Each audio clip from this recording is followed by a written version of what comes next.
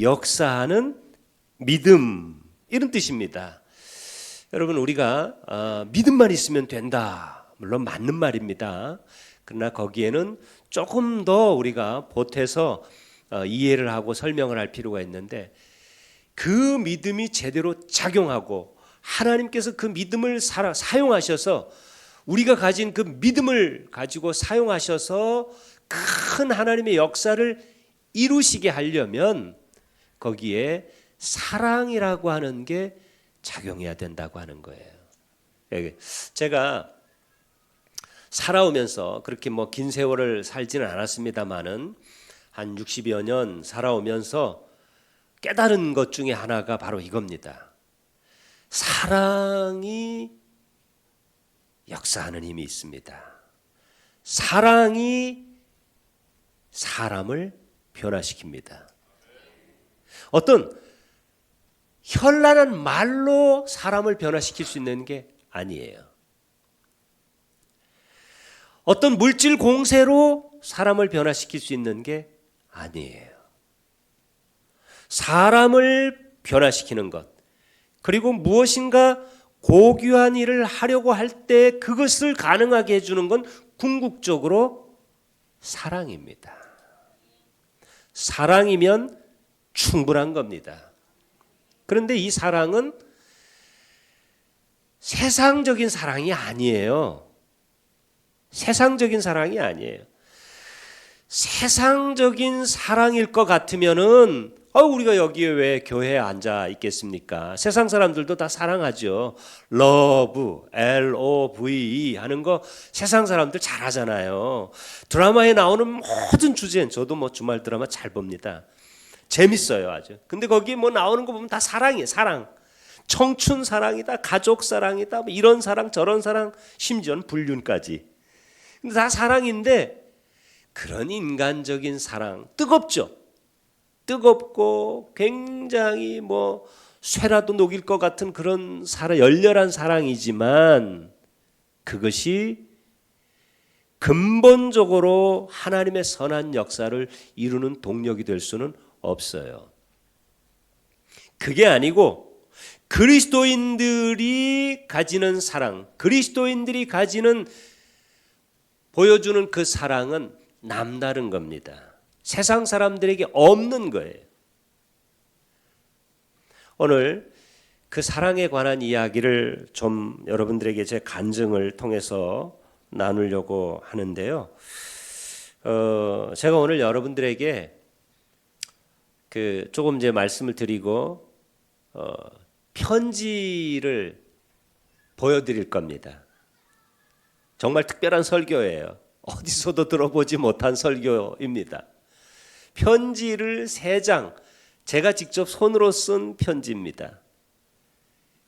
3장짜리 편지인데 언제 썼느냐 하면은 1983년도에 쓴 편지입니다. 꽤 오래됐죠? 이제 아마 자식들한테는 넘어갈 것 같아요. 몇 대를 내려가면 이게 좀 돈이 될 것 같아요. 고문서가 돼서. 1983년도에 제가 신학교를 입학을 했습니다. 그런데 제가 신학교에 입학할 당시에는 저희 집이 아무도 안 믿었어요. 아무도 안 믿었어요. 저는 태어나기를 강원도 양양에서 태어났습니다. 산골짜기에서 태어났어요. 그리고 주로 살기는 강원도 옆에 있는 동네인 속초에서 살았습니다. 제 고향은 어디냐 그러면 저는 속초라고 얘기를 합니다. 양양은 태어나기만 태어났지 100일도 안 돼서 속초로 옮겨왔으니까요. 그런데 저희 집이 굉장히 어려웠어요. 저는 완전한 흙수저입니다. 물론 이제 금수저이신 분들은 복 받은 분들이죠. 우리가 다 금수저로 살아야 되겠죠. 그러나 또 원치 않게 흙수저로 살아야만 됐었던 그런 사람들도 저뿐만 아니라 여러분 가운데 또 옛날 여기 어르신들 같은 경우는 그런 분들이 많죠. 지금은 자수성가해서 참 넉넉한 삶을 살더라도 옛날에는 어렵게 살았던 적이 많았습니다. 저희 집이 그랬어요. 나중에 보니까 저희 아버지 어머니가 저는 초등학교는 나온 줄 알았어요. 근데 나중에 보니 그게 이제 아버지가 편지를 종종 쓰시고 어머니가 편지를 쓰시면 왜 이렇게 맞춤법이 틀리시나, 꼬불랑꼬불랑 쓰는 글씨를 해독하기가 어려울 정도로 글씨를 한글을 잘 못 쓰시는 거예요. 이상하다. 초등학교씩이나 나오신 분들이 왜 이렇게 못 쓰실까 그랬더니 나중에 알고 봤더니 두 분 다 초등학교 1년을 다니시지를 않으셨어요. 그러니까 못 배우신 거죠. 어디서 태어났느냐? 제가 나중에 저희 어머니한테 부탁을 해서 제가 태어난 곳을 한번 좀 안내를 해보시라고. 그래서 그 양양의 그 태어난 곳이라는 데를 찾아가 봤어요. 산골짜기 강원도 양양군 현북면 도리 갔더니 지금은 집이 없어요. 다 폐허가 되고 그 논이 있었다는데도 다 그냥 풀이 자라가지고 농토가 다 사라지고 밭도 다 사라지고, 옛날에는 집이 뜨문뜨문한 두세 가옥이 있었답니다. 전기도 없고. 그런데 저희 할머니, 할아버지 또 그 자식들이, 저희 아버지를 비롯한 자식들이, 형제들이 살았던 거예요. 이제 할아버지는 술주정뱅이시고 집을 한번 나가면 언제 돌아오시는지 알 길이 없는 그런 분이고, 그런데 저희 아버지가 맏아들이신데 결혼을 해서 얼마 안 돼가지고 저를 낳으셔서 제가 맏아들이에요. 제가 3대 종손이에요. 근데 가난한 집인데 어쨌든 뭐 어디 결혼해가지고 첫째 아들이 이제 결혼해서 아들을 낳았는데 우리 할머니가 좀 못 되셨어요. 무지하신 데다가 못 되셔가지고 왜 그랬는지 알 수 없지만 그냥 결혼한 이 자식이 이 쌀을 축낸다고 생각을 하셨던 것 같아요. 그래서 내쫓았어요. 그냥 내쫓아버려, 이유도 없이 내쫓아버려가지고 제가 태어난 지 100일도 안 돼가지고 저희 아버지하고 어머니하고 쫓겨났어요. 아마도 할머니가 뭐 할아버지는 어디 타지로 나가서 돌아오지도 않고 자식들, 저희 아버지 동생들이, 장정들이 여럿 있으니까 그 삼촌들을 데리고 농사 지으면 충분히 지을 수 있겠다고 생각하고 쫓아내신 것 같아요. 그래가지고 그 지게에다가 군용 담요에다 저를 이렇게 핏덩어리 100일도 안 된 거를 둘둘둘 말아가지고, 속초가 저희 어머니 고향이, 친정이 거기 있었던 거예요. 그래서 거기를 나온 거예요. 이렇게 나왔는데 우리 외가죠, 외가. 거기 외할머니께서 어느 날 이렇게 보니까 뭐 밖에서 시끄러운 소리가 나서 문을 이렇게 웬 소리가 나나 하고 열어봤더니 아이들이 막 놀리면서 거지가 온다고 막 돌을 던지면서 그러더래요. 그래서 누군가 웬 거진가 하고 봤더니 사위하고 딸이 오더래요. 지게에다가 이렇게 핏덩어리를 안고 온 거예요. 그때부터 속초에서 살기를 시작했는데 아무것도 없이 사니, 농사 짓던 사람이 와서 사니 먹고 살 게 없으니까 먹고 사는데 주력하는 거예요.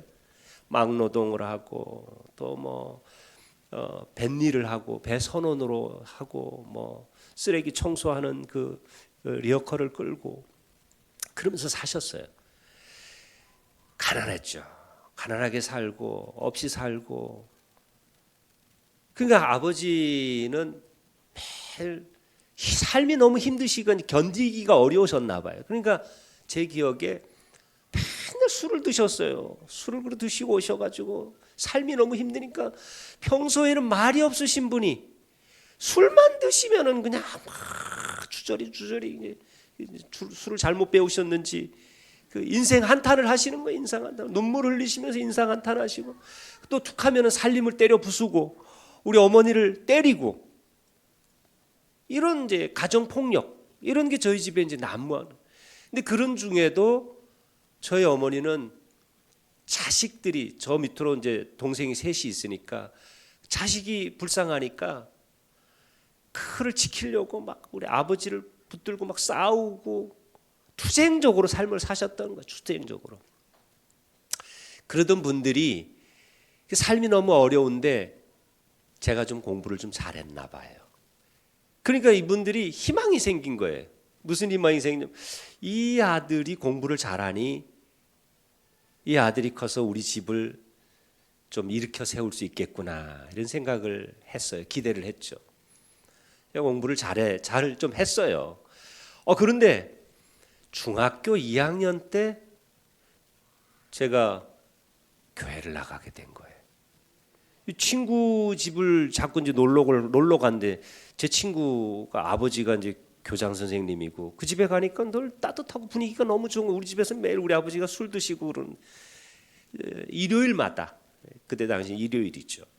친구 집에 놀러 가면 이 친구가 11시만 되면은 제가 이제 뭐 10시나 이렇게 돼서 가면은 아니 너 저기 좀 놀다가 우리 가족들이 어디 갔다 와야 되니 너 여기 집에 있으라는 거예요. 그래서 어디를 가나? 그럼 갔다 오라고. 그래서 갔다 와서 또 놀고 이랬는데 그게 이제 교회를 가는 거예요. 그 집 식구들이. 근데 이제 저는 뭣도 모르고 계속 가니까 이 친구가 미안했던지 또 그 집 어머니가 미안했던지 야, 얘야 너도 여기 있지 말고 우리랑 같이 갈래? 어딘데요? 교회라는 데다. 뭐 뭣도 모르고 여기 집에 있는 것보다 나으니까 혼자 우두커니 있는 것보다 나으니까 저도 따라갈래요? 하고 따라간 게 친구 따라 강남을 갔던 강남강경 교회를 간 거예요. 근데 이 교회 갔더니 새로운 세상이 열리는 거예요. 너무 좋은 거예요. 따뜻하고 사랑이 많고 분위기가 좋고 그때는 이 학생회도 버글버글 했었어요. 교회가 작아가지고 한 100여 명 정도 모이는 작은 교회인데 너무 재밌는 거예요. 너무 재밌는 거예요. 성경을 배우고 막 율동하고 찬양하고 뭐 거기 또 학생들끼리 모여가지고 그 남자 여자가 어울리니까 얼마나 재밌어요. 그러다 신앙이 들어가고 예수 믿게 되고 이렇게 된 거예요. 그러니까 내 삶이 달라지기 시작한 겁니다. 달라졌어요. 근데 어느 날 제가 다 얘기할 수 없지만은 이제 고등학교 1학년인가 2학년쯤 됐는데 담임 목사 수요일 근데 뭐 수요 예배도 이제 다 참석을 했어요. 그랬더니 수요일 날인데 목사님 설교하시면서 제사를 지내는 것은 우상에게 절을 하는 것이다. 이런 말씀하시면서 그 사도 바울의 말씀을 아마 뭐 가지고 얘기했던 것 같아요. 근데 제가 저희 집에 제사가 많았거든요. 제가 종손이니까 매번 가서 절을 했죠. 근데 그게 우상에게 절을 하는 거라서 그거는 귀신에게 절을 하는 거라니 이건 내가 그렇게 하면 안 되겠네. 내가 예수 믿는 사람인데. 그래서 나는 이걸 거부해야 되겠다. 이런 생각을 가지고 어느 날 이제 제사가 많았어요. 저희 집이 이제 1년에 여러 제사가 있는데 어느 날 굳게 제삿날 딱 되기 전에 막 기도하고는 제삿날 딱 돼서 난 제사를 못합니다. 나는 우상에게 절을 할 수가 없습니다. 선언을 하고 나는 절을 안 한다고 그러니까 이게 난리가 난 겁니다. 종손이 절을 안 하니까 제사가 안 되는 겁니다. 1시간을 난리치고 막 협박하고 호적에서 파낸다, 쫓아내라. 친척들이 난리를 쳤는데 제가 나는 못한다고. 결국은 그러면 절을 안 해도 좋으니 뒤에 와서 앉아 있으라고. 그래서 뒤에 가서 앉아 있기만 했어요. 그 이후에 제사가 하나 둘씩 없어지는 거예요. 삼촌이 가져가고 누가 가져가고 다 없어져 버렸어요. 그러다가 고등학교 3학년 때 3학년 올라가는데 어떤 집회에서 제가 은혜를 받았잖아요. 근데 하나님이 저를 부르시는 거예요. 목사가 되라고 부르시는 거예요. 그래서 제가 담임 목사님을 찾아갔어요. 하나님께서 나를 부르시는 것 같다. 목사가 되라고 그러신다. 아이고 기다렸노라고 그러시더라고요. 목사님이. 그더니 신학대학을 목사가 되려면 신학대학을 가야 된다는 거예요. 그 대학이 어디냐고 그러니까 서울신학대학이라고 그러는 겁니다. 그래서 알겠다고 열심히 준비해서 거길 가겠다고. 그러고는 집에 와서 어머니 아버지 앉혀놓고 그랬습니다. 어머니 아버지 나는 하나님이 나를 부르기 때문에 나는 목사가 되어야겠습니다. 그러기 위해서 서울신학대학교라고 하는 데를 가야 되겠습니다. 그러니까 아니 왜 목사가 되려고 그러느냐. 이게 청천날벼락이죠. 마른 하늘의 날벼락이. 이 아들이 공부 잘해가지고 선생님이 돼서 좋은 직업을 가지고 번듯하게 살았으면 좋겠는데 아니 목사가 되겠다고 하니 너무 놀랄 일이죠. 안 가면 안 되냐. 거기 안 가면 안 된다. 일주일을 시간을 드릴 테니까 일주일 뒤에 대답을 하시라고. 일주일 뒤에 만약에 내가 신학대학을 가는 것을 반대하시면 그때로부터 나는 모든 공부를 그만두겠다고 협박을 했습니다. 일주일 내내 우리 어머니 우리 아버지가 우셨습니다. 일주일이 지난 다음에 시간이 지났으니 대답하시라고 그랬더니 안 가면 안 되냐. 가야 됩니다. 할 수 없으면 가라. 그래서 가라. 그렇게 해가지고 제가 신학대학을 갔습니다. 83년도입니다. 1983년도. 어려운 중에 하나님이 부르셔서 신학대학을 갔는데 봄에 신학대학은 지금도 부흥회가 있습니다. 신앙수련회라고 하는. 옛날에는 부흥회라고 그래. 신앙부흥회라고 그랬습니다. 봄에 부흥회를 하는데 그 부흥회에 참석을 해서 참석했는데 그 내용이 뭔지는 모르지만 하여튼 은혜를 강력하게 받았어요. 은혜를 너무너무 그 은혜를 받았어요. 근데 제가 기억나는 거는 그때 너무 은혜를 받았는데 보니까 우리 아버지는 제가 조금 미웠어요. 왜냐면 매일 술 드시고 신세 한탄이나 하시고 우리 어머니 때리고 살림 부수고 그러니까 미웠어요. 좀 미웠어요. 그렇지만 우리 어머니는 더 불쌍했어요. 그래서 우리 어머니 영혼이 불쌍한 거예요. 나는 이렇게 예수 믿고 이렇게 사는데 행복하게 사는데 우리 어머니는 뭐 하고 사시나? 우리 어머니 영혼이 너무 불쌍해서 예배가 집회가 끝난 다음에 기숙사로 쫓아가서 책상에 앉아가지고 우리 어머니께 편지를 썼습니다. 3장을 내리 썼습니다. 내리 써서 우리 어머니한테 보냈어요. 우리 어머니 예수 믿으라고 하는 전도 편지예요. 사랑하는 마음으로 우리 어머니를 예수 믿으시라고. 오늘 그 편지를 여러분 같이 좀 보시면서 어떻게 썼나. 이 42년 전에 제가 만 19살에 쓴 편지예요. 예, 이게 그때 당시에 편지 봉투입니다. 예, 누가 읽어주시기로 했는데, 네, 읽어주시면은 감사하겠습니다. 같이 한번 보시죠. 사랑하는 어머니께 제가 떠나올 때는 생활관 앞에 길고 높다란 나무들이 옷을 벗고 가지만 앙상하게 서 있었는데 지금은 푸른 숲을 이루고 있습니다. 4월에 집을 다녀오고 나서 여태까지 편지를 드리지 못하여 죄송스럽게 생각합니다. 어머니께서 제가 곤목 시험을 안 치는 줄 알고 실망하셨겠습니다. 그러나 염려하지 마시기 바랍니다. 지난 23일에 무사히 시험을 마쳤습니다. 합격 여부는 9월 30일에 알게 될 것입니다. 아버지께서 죽변으로 내려가신 모양이지요. 집에는 더욱더 한적한 분위기가 감돌 것 같이 느껴집니다. 그러나 우리 가정은 미래를 내려다보고 살아야 합니다. 언제까지나 과거에 했던 그대도를 본받는다면 차라리 그 사람은 일생을 끝나는 것이 좋을 것입니다. 앞날에 좋은 것을 바란다면 현재에 가지는 조그만 고통은 이겨내야 합니다.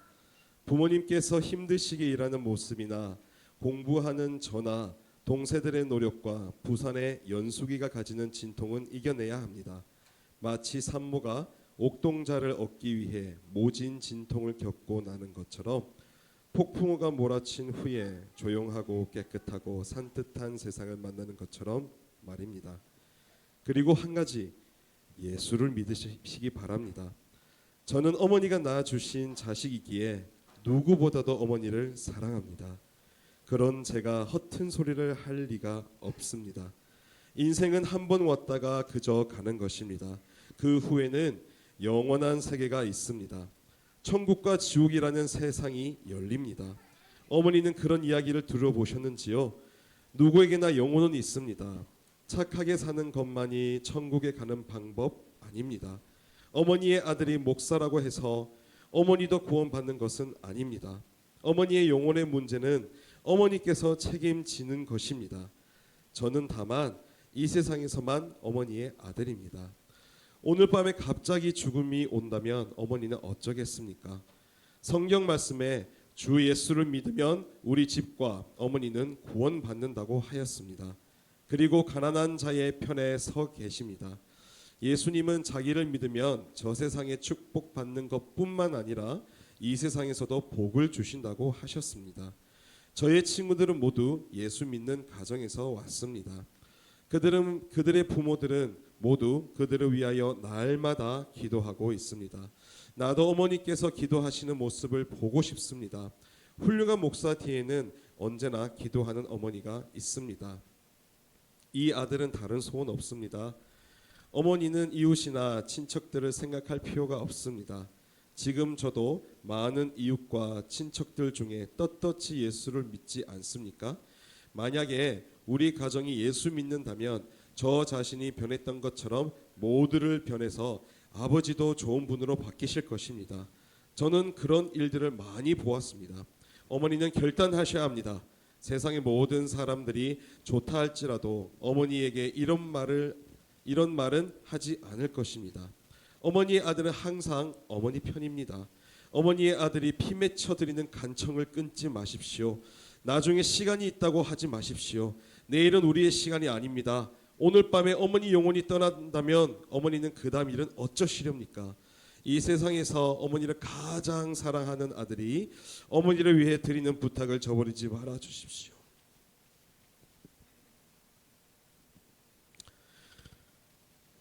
교회는 많지 않습니다. 제가 이제 예수 믿으라고 합니까? 저는 새벽마다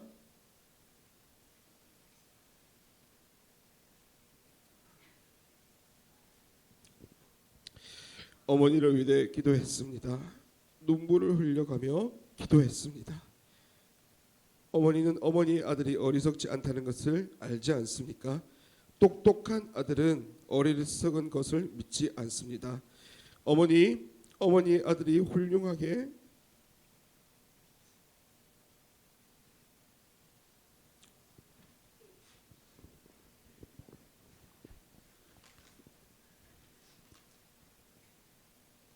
목사가 되기를 원하시면 예수를 믿어 기도하셔요. 지금 오늘 시간이 있으시다면 잠시 일손을 멈추시고 목사님을 찾아가세요. 목사님은 저보다 더 잘 알고 계십니다. 목사님은 좋으신 분이십니다. 늘 어머니를 기다리고 있을 것입니다. 그래서 어머니의 결단을 말씀드리세요. 예수를 믿겠다고 말입니다. 그 말은 누구나 처음에 하기 어렵지만 용기를 가지시고 말씀하십시오. 어머니의 아들이 믿는 예수를 나도 믿겠다고만 말씀드리면 되는 것입니다. 혹시 어머니는 헌금을 걱정하실지 모르겠습니다. 그러나 염려 마세요. 헌금에 대해서는 아무도 이야기하지 않을 것입니다. 어머니의 아들이 누구보다 더 잘 알지 않겠습니까? 만약에 어머니께서 그런 결단을 할 때면 좀 떨릴 것이지만 목사님께 말씀드린 후에는 참 기쁨이 있을 것입니다.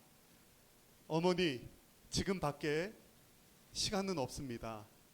자, 어서 결단하시기 바랍니다. 매일매일 지금과 같이 아버지의 역정을 들으시며 가난에 쪼들리며 살든지 참된 기쁨을 누려 온 가족이 화목하고 웃음이 넘치며 축복받아 물질도 많아지게 되든지 선택하시기 바랍니다. 목사님은 어머니를 반기실 것입니다. 저는 어머니께서 그리 하실 줄 믿고 씁니다. 확실한 믿음을 가지고 말입니다. 그리고 저의 편지는 목사님께 보여드려서 어머니가 결단한 이유를 밝히시고 가능하면 저의 편지를 공개하여 모든 성도가 은혜받게 하셔도 좋습니다. 이제 저는 매일같이 기도할 것입니다. 안녕히 계십시오. 아니면 인태 어머니나 홍기섭 집사, 둑스 어머니를 찾아가셔요. 1983년 5월 27일 금요일 최동규 올림. 제가 못 읽어서 읽어달라고 부탁했더니 못 읽으시면 어떡합니까? 감사합니다. 이 편지를 보낸 뒤에 5월 달이지 않습니까? 이제 6월 달에 방학을 해서 몇 주가 지난 뒤에 첫 방학을 맞아가지고 고향을 내려갔어요. 짐을 이렇게 푸는데 어머니가 그러시는 거예요. 야, 동규야, 나 교회 나간다. 그러시는 거예요. 아니, 언제부터요? 네가 편지에 그랬잖아. 그럼 빨리 나가라고. 그래서 내가 그 다음 주부터 갔지. 지금은 고향에 어머니 혼자 살고 계셔요. 아버지는 돌아가셨고, 물론 아버지도 나중에 전도해서 예수 믿고 돌아가셨습니다. 어머니는 권사님이세요.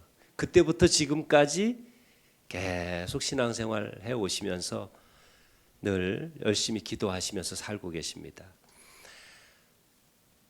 원주에 그 속초 제일교회에서 목회하셨던 목사님이 원주에서 이제 원로 목사로 은퇴해서 지내고 계시는데 그 목사님 늘 그러셨어요. 저를 보나 모든 우리 어머니에게도 그러고 최동규 목사 가정은 간증거리다. 간증거리다. 예수 믿어 잘된 집이다. 형제들도 다 믿고 지금 복음이 친척들에게 퍼져가서요. 제가 믿음의 조상이에요. 제가 얼마나 감사한지 몰라요. 얼마 있으면 저기 외갓집 저 누님이 권사 취임을 또 한다 그러더라고요. 얼마나 감사한지 몰라요. 얼마 전에는 저 막내 동생이 안수 집사가 부산에서 안수 집사가 됐다는 거예요. 얼마나 감사한지 몰라요. 여러분 확실하게 한번 하나님께 영광의 박수 올려드립시다. 그 동네가 저희 고향 그 동네가 산자락에 이렇게 있는데 그게 다 그 공동묘지 동네였어요. 그때 당시에는 새끼줄 긋고 이거 내 땅이다 하고 살면 자기 땅이 되는 그런 세상이었고요. 나중에 시에서 양성화해가지고 그 땅을 불화받아가지고 돈을 이제 지불하고 자기 땅으로 만드는 그런 시절에 살았던 사람들인데 가난한 빈민촌이죠. 그 집에 그 동네에서 하나님의 섭리, 인간적으로는 아주 우연하게 저희 집이 제가 예수 믿어서 우리 집이 복을 받은 거예요. 복을 받은 거예요. 제가 우리 김우곤 목사님 잘 아시지만은 유학 갔지만 어렵게 살았어요. 제가 돈이 있어서 유학을 간 게 아니에요. 하나님이 저를 기도했더니 공부하라 그러는 거 제가 담임 목사하다가 사표를 내고 갔어요. 하나님이 저를 사인하시면 저는 움직였습니다. 하나님이 절대로 공부할까요? 공부해라. 내가 너를 쓰마. 그래서 돈 없이 공부하러 갔어요. 얼마나 고생했는지 몰라요. 돈 하나 없지만 그러나 하나님께서 인도하셔서 공부도 마치고 지금 한국에 와서 제가 대학의 교수로 지내고 있고 얼마나 복을 받았는지 몰라요. 네, 제 동생들도 잘 살아요. 감사하고. 여러분, 이 편지가 이제 나중에 보니까 저희 어머니가 간수를 잘 못하셔가지고 방바닥에 막 굴러다니더라고요. 그래서 제가 이 귀한 편지 그냥 그때는 받아다가 이제 제가 이렇게 보관해 놨다가 보니까 몇십 년이 지난 다음에 꺼내서 이렇게 귀하게 간증 설교로 쓰는 줄도 쓰게 될 줄 몰랐습니다. 우리 어머니가 어떻게 변화됐을까요? 무슨 힘으로? 인간의 어떤 현란한 말로요? 이 편지에 담겨 있는 걸 뭘 느끼십니까? 제가 봐도 지금 기억도 안 나요. 근데 제가 저 어린 친구가 저 어떤 마음으로 썼는지 여러분 느끼시지 않으십니까? 그냥 한 자락에 쓴 거예요. 그냥 마음 가는 대로 쓴. 제가 보니까 성령의 감동으로 쓴 것 같아요. 근데 사랑하는 마음이 거기 있잖아요. 그 영혼을 불쌍히 여기고 사랑하는 마음으로 간절하게 호소하는 내용이 거기 들어있잖아요. 사랑으로 역사하는 믿음은 바로 이겁니다. 여러분들이 목자잖아요. 목자는 말씀을 전하고 그 목원들의 삶을, 신앙을 돌보는 사람 아닌가요? 그 사람들을 평안하게 하고 그들을 좀 더 성숙한 예수 그리스도의 성숙한 그 제자로 이끌어가는, 인도하는 사람 아닌가요? 사람을 변화시키려고 하는 사람 아닌가요? 어떻게 변화가 가능한가요? 무슨 힘으로? 말 잘해서요? 그냥 예배만 잘 드리면요? 아니에요. 사랑하는 마음으로 하는 거예요. 그 사랑으로 할 때 사람이 변해요. 전도 어떻게 해야 열매가 맺혀지나요? 아무리 가서 막 현란한 말로 물질 공세해서 안 변해. 잘 안 변해. 와서 그냥 억지로 앉아 있어도 잘 안 돼요. 사랑으로 해야 됩니다. 사랑은 역사하는 힘이 큽니다. 그 사랑은 인간적인 세상적인 사랑이 아니에요. 하늘 아버지께서 먼저 우리에게 보여주신 사랑이에요. 예수 그리스도를 이 땅에 보내시고 예수 그리스도를 통해서 하나님 나라의 복음을 전하게 하시고 예수 그리스도 당신의 독생자 아들을 십자가에 못 박기까지 사랑하신 그 사랑입니다. 그 사랑을 체험한 사람들이기 때문에 우리가 그 사랑을 조금이나마 흉내낼 수가 있는 거예요. 이 사랑은 세상적인 사랑하고 다른 겁니다. 구별된 거예요. 세상 사람들이 LOVE 아무리 강조하고 잘한다고 해도 이 사랑하고는 질적으로 완전히 다른 겁니다. 이게 똑같으면요 여기 와서 앉아있을 이유가 하나도 없는 거예요. 세상 사람들이 사랑 더 잘해요. 그러나 우리는 그들이 모르는 그 사랑을 알고 있잖아요. 오늘 그 말씀을 몇 개 좀 살펴볼게요. 성경 보여주시기 바랍니다. 에베소서 5장 1절 2절 말씀 같이 한번 읽어볼까요? 시작.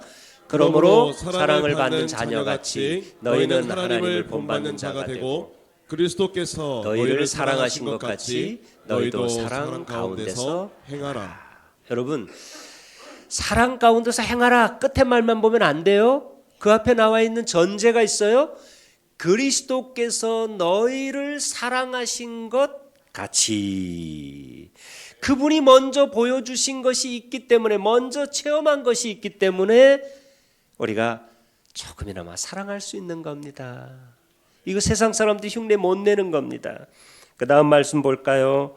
마태복음 18장 33절 다 함께 읽어봅니다. 시작. 내가 너를 불쌍히 여김과 같이 너도 내 동료를 불쌍히 여김이 마땅하지 아니하냐.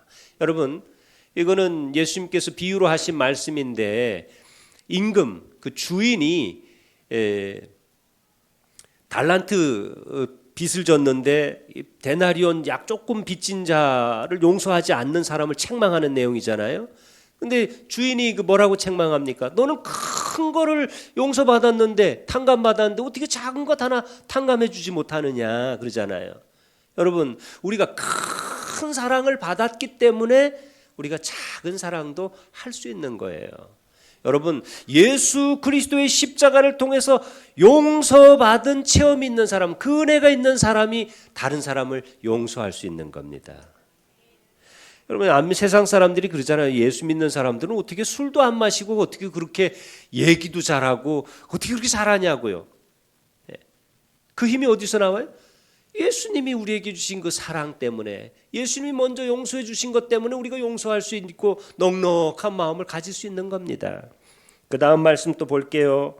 골로새서 3장 13절 말씀 다 함께 읽어봅니다. 시작.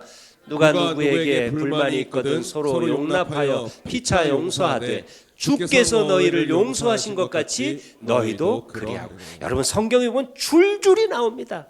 사도 바울의 언어, 사도 요한의 언어들을 보면은요, 복음서에도 예수님도 계속해서 그렇게 보여주시고 있고요. 사랑하라. 그걸 끝내는 예수님이 자기 자신을 십자가에 내어주시기까지 사랑하셨고, 그 예수 그리스도의 사역을 그대로 이어받은 바울과 사도들, 그들의 언어들, 편지들을 보세요. 계속해서 우리에게 권면한 내용의 말씀을 사랑하라, 사랑하라. 근데 그냥 사랑하라는 게 아니고요, 그리스도께서 먼저 너희를 사랑하신 게 있지 않느냐, 이렇게 말씀하고 있는 겁니다. 그 다음 말씀 더 볼게요. 요한일서 4장 11절, 사도 요한의 언어죠. 다 함께 읽어봅니다. 시작. 사랑하는 자들아, 하나님이 이같이 우리를 사랑하셨은즉 우리도 서로 사랑하는 것이 마땅하도다. 여러분, 왜 우리가 다른 사람에게 사랑을 베풀어야 됩니까? 왜 다른 사람 한 영혼을 붙들고서 눈물 흘리면서 그를 위해서 금식하고 그를 위해서 모든 것을 내어주기까지 우리가 사랑해야 됩니까? 그리스도께서 나를 위해서 먼저 그렇게 사랑하셨기 때문입니다.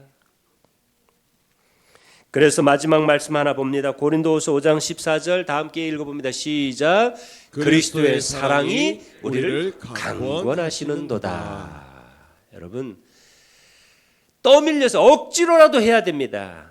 왜? 사랑을 너무 많이 받아서요. 너무 많이 받았기 때문에 안 할 수가 없어요. 안 할 수가 없어요. 어린 생명들, 어린 아이들을 여러분들이 그 영혼 한 영혼 한 영혼, 그 인생을 붙들고서 기도하면서 여러분 그렇게 하십니까? 모곤들을 위해서 여러분 간절하게 그 한 영혼 한 영혼 이름 불러가면서 기도하면서 금식하면서 그를 위해서 섬기고 그렇게 하십니까?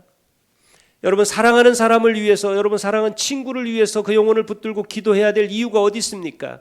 저처럼 사랑하는 어머니를 위해서, 아버지를 위해서 기도하면서 그에게 간절하게 복음을 전해야 될 이유가 어디 있습니까?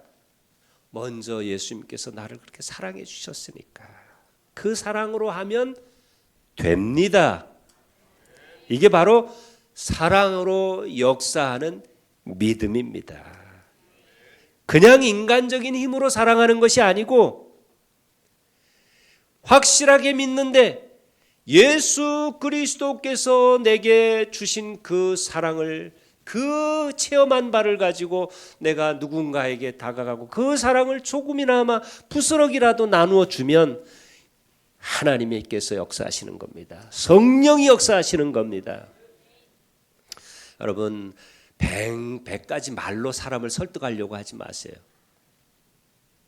제가 우리 어머니한테 평소에 예수 믿으란 말 한마디 한 적이 없어요. 여러분, 가족 전도할 때 친한 사람에게 여러분 직장에서 누구 전도하고 싶은 사람 있죠? 친구도 있죠? 자꾸 너저분하게 자꾸 얘기하지 마세요. 그렇게 하는 게 아닙니다. 저희 아버지는 제가 부목사 때 전도를 했어요. 그전엔 예수 믿으란 말 한마디도 안 했어요. 근데 어느 날 제가 이제 천안에서 부목사 생활하는데 설이 되고 추석이 되면 꼭 고향을 갔습니다. 식구들을 데리고, 처자식을 데리고 다 갔는데 집사람이 그러는 겁니다. 여보, 이번에는 어떻게 아버님께 복음을 전해야 되지 않겠어요? 그러는 거예요. 근데 저희 아버지는 무뚝뚝하시고 예전만큼 뭐 술은 많이 안 드시게, 나이 드시니까 좀 줄어 드시더라고요. 그렇지만 무뚝뚝하시고 재미가 없으신 분이에요. 저하고 대화도 없어요, 별로. 마음은 있지만 표현을 잘 못하시는, 훈련되지 않으신 분이죠. 근데 제가 그 집사람 얘기를 듣고는 무슨 성령이 역사하셨는지 그래야겠지, 그렇게 대답을 하고는 추석 때 갔어요. 그 추석을 뭐 오래 있지도 못하고 1박 2일 있다가 이제 다시 사역지로 돌아와야 되는데, 다 식사를 하고 아침에 이제 차 한잔하고 떠나야 되는데 마음속에 울림이 있습니다. 그래서 차를 마시고 이제 일어서기 전에 무거운 입을 열었습니다. 아버지, 이제 예수 믿으셔야 되지 않겠어요? 어려운 말이죠. 화를 낼까 봐 두렵기도 하고. 근데 아버지께서 믿어야지. 그러시는 거예요. 믿어야지. 딱 한마디 하셨어요. 믿으세요. 믿으세요. 나 담배 피는데 술 마시는데 교회 가도 되나? 괜찮아요. 괜찮습니다. 그런 건 상관없으니까 술도 마셔도 되고 담배도 피우셔도 된다고. 그 다음 주부터 딱 교회를 나가시더라고요. 그러더니 매주 앞자리에 앉아가지고 열심히 양복 입고 나가셔가지고 성경책 펴고 열심히 말씀 듣고 그더니 예수를 주라 고백하고 딱 1년 뒤에 돌아가셨어요.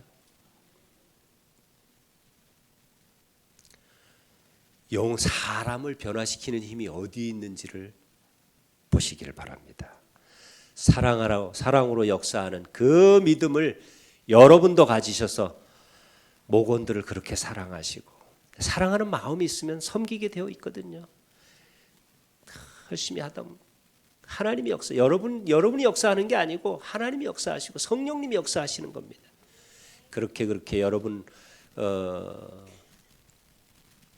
그 구역에 놀라운 부흥의 역사가 있기를 바라고, 또 여러분이 섬기는 사역에 주일학교가 됐든지 학생회가 됐든지 어디가 됐든지, 또 여러분들이 복음을 전하기를 원할 마음에 품고 기도하는 사람이 있으면 사랑으로 역사하는 그 믿음으로 하실 수 있기를 바랍니다.